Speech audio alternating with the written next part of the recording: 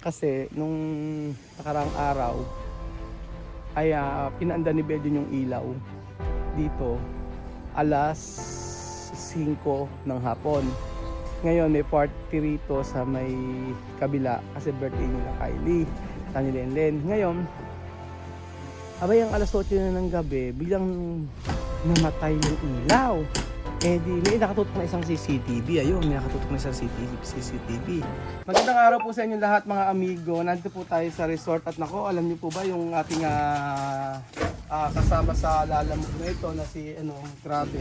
Po yun. Ito ay bigay po ni Architect Marilyn na Architect Marilyn Baktad. Baktad. Maraming salamat po at alam ko po na itong lapis nito malaki po yung nito sa Actually dati amoy lapis si Kuya Benjo. Amoy ko yan dati. Alam? Ay Vladimir, salamat ha. Sige. Ito ay Architect Marilyn Baktad. Dami nito para sa mga aita.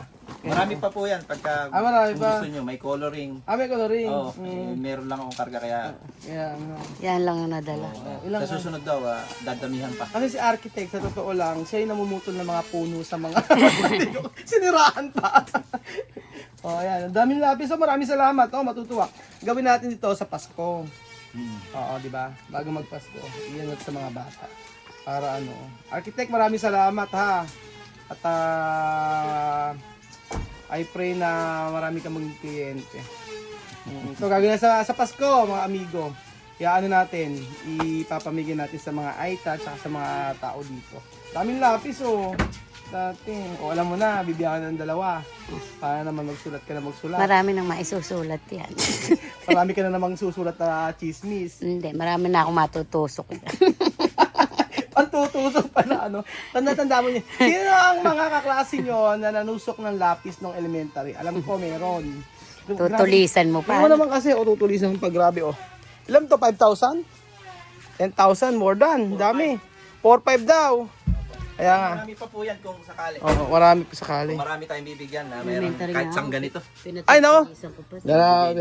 Pasample lang. Pasample lang pala rin. May karga ako kahapon. Hindi, puli natin para marami tayong mabibigyan. Saan? Tapos iba-iba. Hindi, May color. iba yung sabi mo kanina. Sabi mo, ibibenta natin sa palengke. Mura to, 2 isa. Magkailan ba to? 4, 5. Oo. Times Times 2. Kaya, negosyo. Iyan mo na. Alam, pag alis ni... Pag alis ni Vladimir, alam mo na gagawin natin, ha? Pwede ito isisilo na mo. 2 ng isa 4, 5. 4-5, magkano rin yan, 9,000. Magkano? 9,000, doble yun. Oo nga. Oo nga, Tama, bayad tayo ngayon sa kanya. Easy money. Oo. Si Vladimir yan, nilalamove yan. Kaso pag naniningil sa amin, ang mahal. Oo, mahal maningin itong tao na to. Pero hinaya namin kasi mabait. Oo, singil na siya. Nung isang araw, naningil siya 30,000. Isang araw. Sabi ko, grabe pala ka ako pag mo ba, Hindi kasi marami.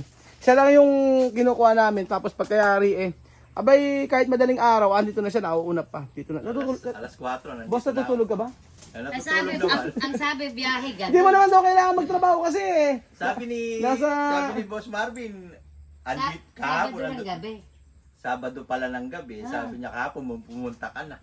Kaya Sabado ganang gabi. parang hindi ka natutulog na Natulog ako dyan sa bayan ng San Isidro Ano ba yan? kanina. Ano siya, Saan? di ba sa Sa Mangga, mangga? kaya lang di na ako umuwi sa amin Oo, Doon diretso lang ako sa na. bayan ng San Isidro. Kaya nga, Dapat meron ka na rin kaldero. Hindi mo naman daw kasi kailangan magtrabaho Sabing gano'n Kailangan. Kailan ka ba alis? Mga March siguro. Alis na March, siya. April. Saan mo na, Italy? Finland. Sa Finland, ako.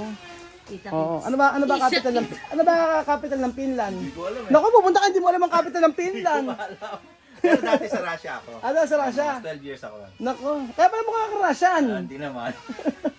12 years ako doon. Mababait yung mga Russian Meron akong na makikipag-collab sa akin Russian. Oy, maraming salamat No Thank you so much. Ayan po,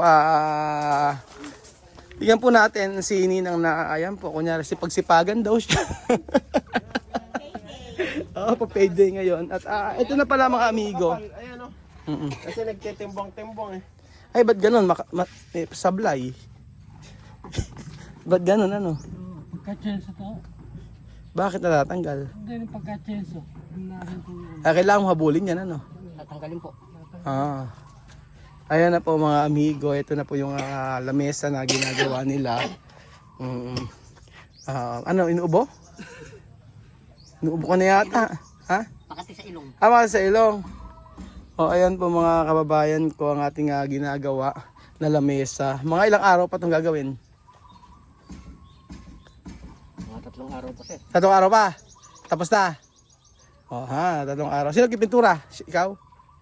Ikaw mag-gabarnis? Kayong dalawa? Kaya ba? Alis ako sir. Saan punta? Bulacan. Sa Bulacan ka ba? Bakit? Yung gagawa ko ng pinto ng laundry area doon Sige.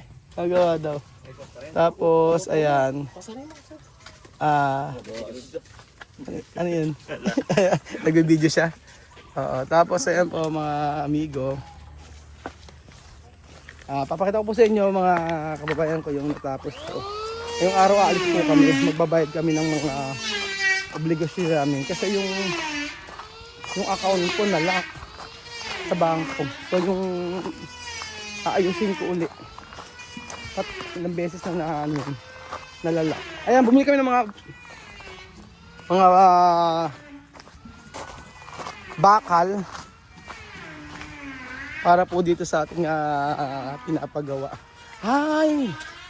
Ayan, nakabiga na mga amigo. Ang galing! Oh. Ayan po. Ayan po, nakabiga na siya. Next week daw po mga amigo, ito ay lalagyan na nila ng tambak. Tatambakan na raw po nila ito mga amigo. Ayan. So, tingnan po natin ang malapitan lahat ng ito. And then, nagpakabit pala kami ng CCTV rito. Bakit po? Alam nyo na po. Ayan. Yan po mga amigo. Ayan. May biga na rito sa part na to. Sa sementuhan na. Ang problema na lang po ay wala pang mga tambak. So itong pinaka-flooring niya, yung kataas. Dihamak. Ang sabing ganon ay ito hanggang doon po, hanggang sa 3rd floor nila ng pinsan ko, nila Kuya Ramon, yung bahay na yan. Hanggang doon daw po mga amigo. Hanggang doon yung pinaka 2nd floor niya. Kaya sobrang dami pong magagamit dito na tambak. Ayan po. So eto, yan palang materials almost parang nasa 600 na. Ganun pa lang. Malaki pala kasi. So kaya natin to. Kaya natin to mga amigo. Ayan po, may biga kompleto na rito. Sa kabila naman po, tingnan natin kung ano pa yung natapos.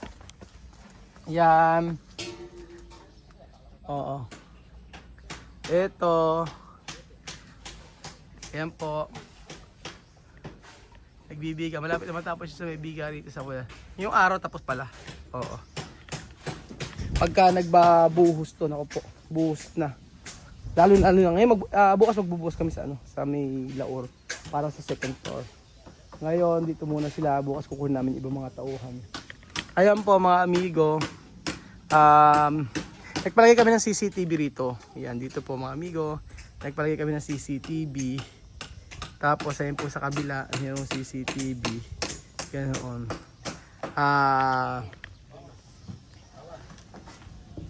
Para at least monitor namin yung gumagawa dito. Nakikita namin kahit malayo kami kasi alis-alis kami ngayon dahil nga po patapos na yung mga ibang project natin. Kaya nga po pagawa na po kayo mga amigo ng project sa atin. Ayun po. Sige na please. Ayusin natin yung bahay ninyo. Tsaka yung mga kung ano ipapagawa nyo sa amin mga kababayan ko. Tapos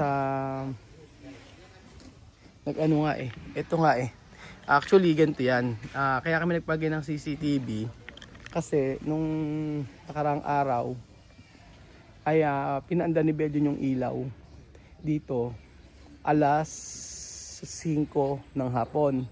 Ngayon may party rito sa may kabila kasi birthday nila Kylie, sa ni Lenlen. Ngayon, abay ang alas 8 na ng gabi, biglang namatay yung ilaw. Eh di, may nakatutok na isang CCTV. Ayun, may nakatutok na isang CCTV. Ngayon, pagkayari namatay yung ilaw, alas 8 ng gabi,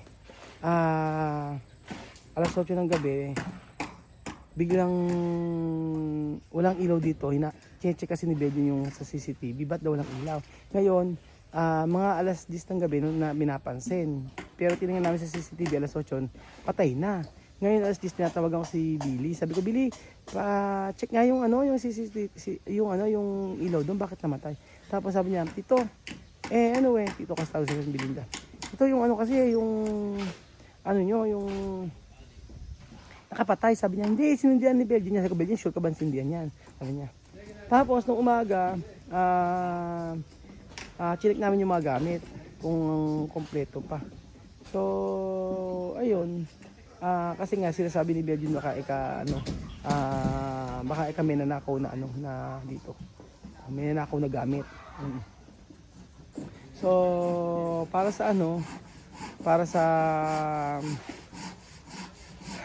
maayos na, naglagay kami ng maraming CCTV rito para sabi ko imposible naman wala namang kukuha niyan. Di ba yung mga ang nandulang ako bakal tsaka mga baka semento, sabi ko. Tsaka sino kukuha niyan kamag-anak ko lahat yan, safe ka ako dito. Wala kang dadaanan sa likod diyan, dito lang, dire-diretso lang. Sabi ni Bedyon baka kami nagnakaw na ng mga materyales. Sabi ko, wala ako, sabi ko. Kaya naman ako tayo naglagay ng CCTV para ako sa mga tauhan natin para pagka yung mga worker, yung mga gumagawa dito para at least nakikita natin kung ano yung mga ginagawa nila. Sabi ko, don't worry. Kasi tagabi ko si Bedyon. So, don't worry ka ako, walang mawawala dito. Sabi ko, mababait ka ako.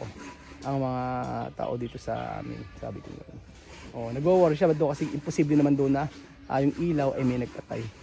Kasi pagka may nagpatay, hindi talaga makikita kung sino yung mga tao dito. Hindi makikita. Kaya yung video na baka doon nagnakaw doon sa may nagnakaw doon ng gamit sa resort. Sabi ko naman ganun. Walang ganun. Dito pala sa bahay na pinapagawa. May CCTV para at least mamonitor po natin yung mga kaganapan dito kahit malayo. Nasa malayong lugar tayo kahit na nasa abroad tayo. So ayan po mga amigo, muli papakita ko sa inyo ang sabi pa ni Belgian baka yung materials kanina nakakaw. Sabi ko huwag mong isipin ka ako yun. Baka ako talagang ba't nga ba? Sabi niya ang tanong niya sa akin, bakit daw namatay yung ilaw? Wala naman taong pupunta rito. Yun po ang sabi.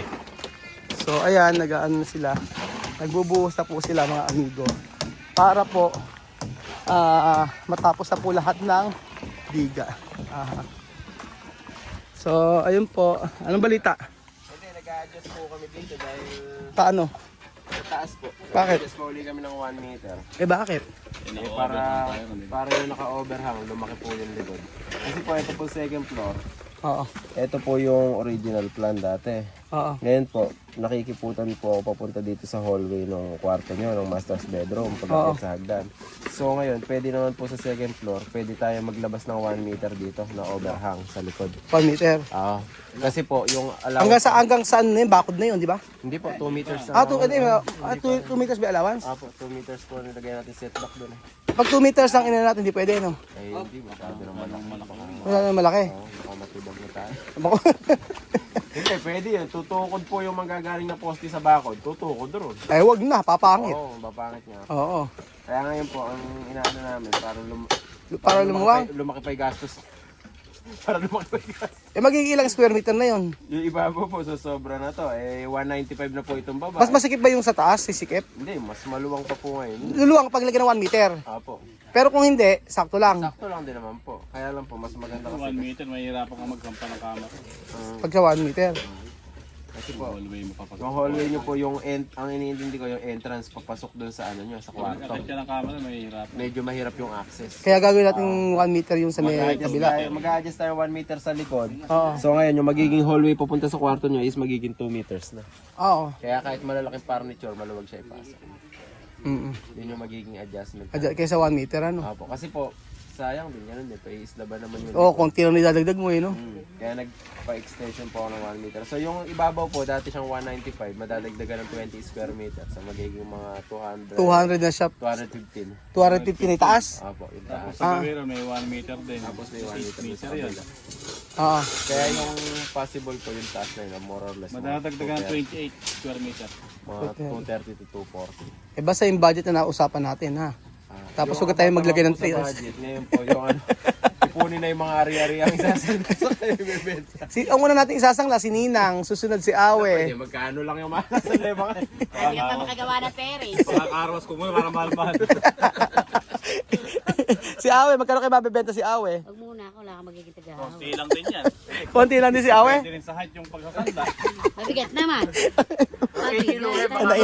Andain mo, depende sa height. Abo. Si Ninong pag nabenta, si Ninong, paano?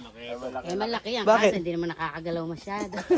Baldado na rin siya. Ano na? Baldado na. Alam mo rin na rin. Malakas pang kumain. Baka bayad kain lang eh. Ikaw na lang. Nana? Sarili mo na. Kuya Bel, hindi rin pwede. Hindi, medyo... Literal na pabigat. Ano? Literal na pabigat. Si Vladimir medyo mahal eh. Pang-abroad to eh, no? Pang-export yan. Pang-export to si Vladimir. Ayun po mga amigo. Sayang po kasi kung hindi natin padadasal. Sige. Sige, isog natin ng 1 meter yung likod. Yung ibali ang maiasog natin yung second floor lang. Second floor lang. Tapos po mag-overhang tayo and then yung pagdating po sa bubong, yung overhang po din natin ng 1 meter. Kaya yung end ng yero natin, tatapat na siya sa bakod natin. Nagets ko na.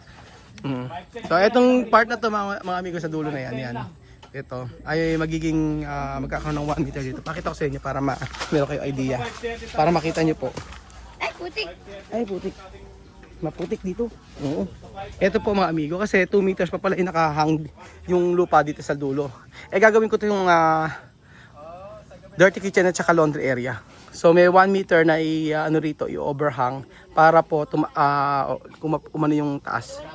Para yung taas po mas lumaki, maging karoon ng 2 meters na pintuan papunta po sa master bedroom. Yun po mga amigo. So maganda kasi kung may 1 meter dito, hindi ka na maglalagay ng bako ay ng yero or ng bubong para po sa ating kitchen tsaka sa laundry area. Ayun ba mga amigo, this week Sabado ngayon ang tapos lalagyan ng biga lahat po yan hanggang dulo maglalagay ng biga at next week po ay start na po yung paglalagay ng mga panambak para after noon prepare na for flooring and then magtataas na po and then after noon bibigaan na po. So excited po ako mga kababayan ko, excited ako na makita kung maitatapos ba natin to pero I do believe na ibibigay ng Lord at lahat at ipoprovide niya hanggang sa matapos po ito. So thank you so much po mga amigo. God bless po.